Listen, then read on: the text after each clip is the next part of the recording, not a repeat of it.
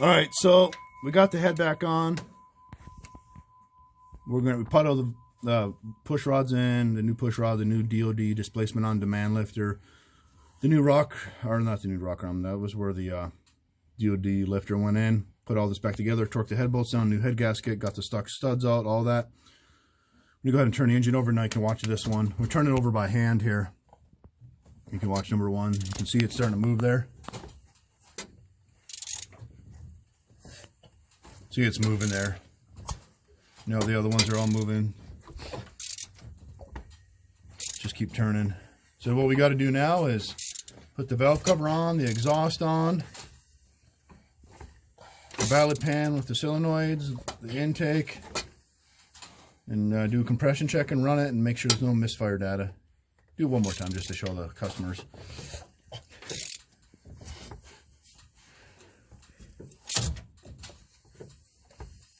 There, it's moving down. That's good. So we'll go from there. All right, so we got the manifold on, put all new bolts in, fixed the two in the back with the broken studs, so we won't have an exhaust leak there. And put a new coolant temp sensor in.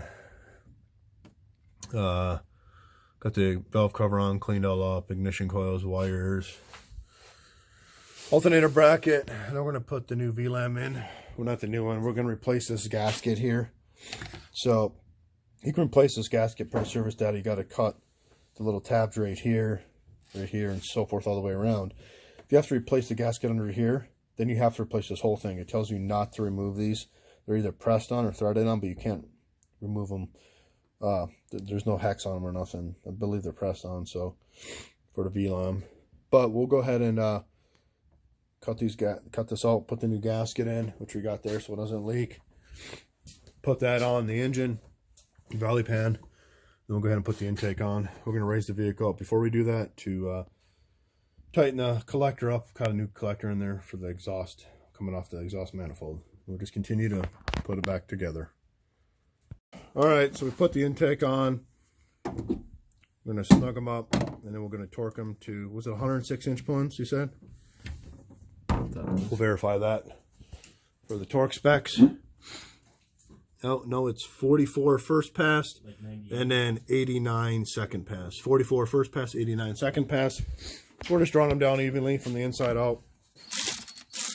And we'll go ahead and get them torqued down and run all these wires, connectors, hoses, and continue to assemble this 5.3 engine.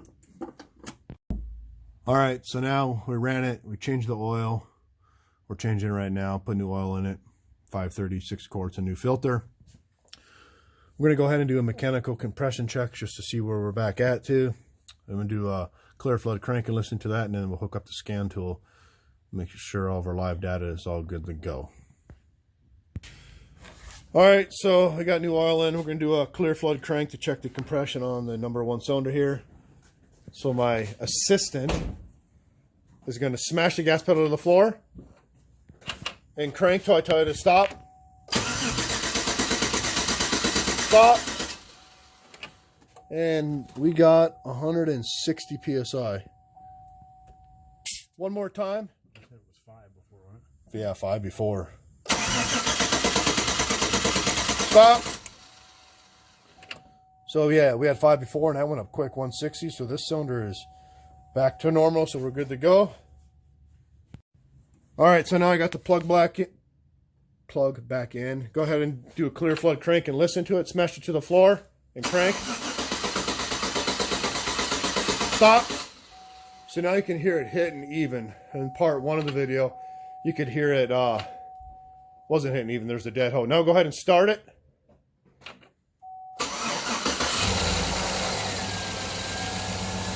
Good oil pressure.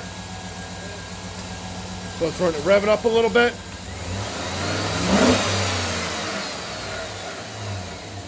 So everything's good. We're gonna go take it for a test drive and hook up the scan tool. So now there's no exhaust leak either. We fixed those bolts back there before it had an exhaust leak. Everything's running good. We're just topping the coolant off. When we rev it up, you hear a little bit of vibrations, noise, bearing noise. That's because this tensioner here, the bearing's going bad in it. Eventually it needs a new one of those as well. That's minor though. But like I said, we're going to hook up the scan tool once we get the antifreeze topped off and check out the live data for misfires and make sure we're good to go. Alright, so there's no culls in here, no engine light. I got the rear access door open right now, that's why it says that. Oil pressure's good. Coolant's good. Live data, no misfires at all. So that's good, that's a fix. I did notice that the lights flicker. I don't know if you can see in the video a little bit. Because sure the diode bridge and the alternator is going out, or starting to go out, so eventually needs a new alternator, needs new idler and tensioner pulley. And the other DOD lifters weren't done, but eventually they may need to be done. But this is a fix now. Everything's running good. No misfires on this. Everything is good to go. I'm going to rev it up a little bit. That whining you're hearing is the idler tensioner pulley. It just needs to be done eventually. But no misfires.